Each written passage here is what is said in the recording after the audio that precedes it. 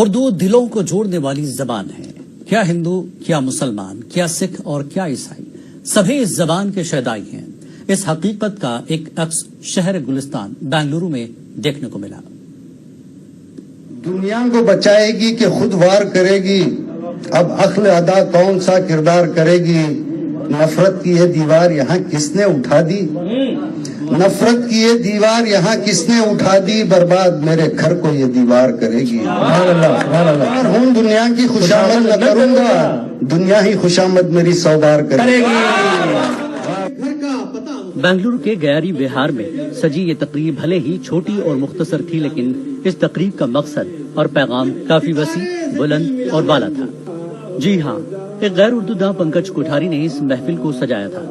بنگلور کی ایک بڑی ادبی تنظیم بزم شاہین کو حال ہی میں کرناٹک اردو اکیڈمی کی جانب سے ایوارڈ تفویض کرنے کی خوشی میں اس خاص تقریب کا اہتمام کیا گیا. پنکج کوٹھاری نے بزم شاہین کے صدر حافظ محمد اکرام عرف بابا جی کو تہنیت پیش کی.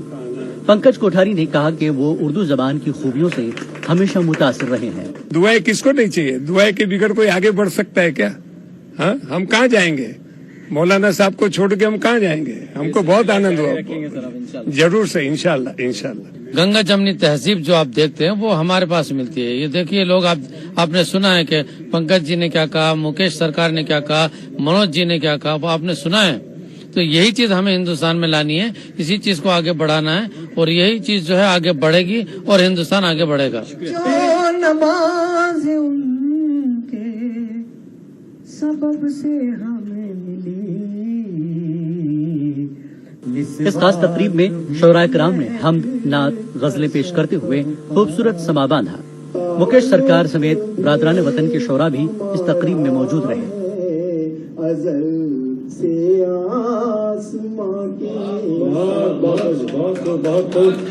ایسی نہیں ہے بات کہ قد اپنے گھٹ گئے، چادر کو اپنی دیکھ کر ہم خود سمٹ گئے.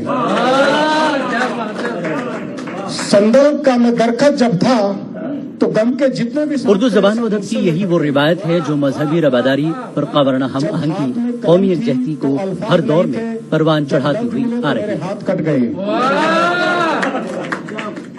نیوز 18 اردو کے لیے بنگلورو سے روف احمد ہلو کی رپورٹ. لوگ سمجھ رہے ہیں کہ میرے دن پلٹ گئے. دھنیہ واد.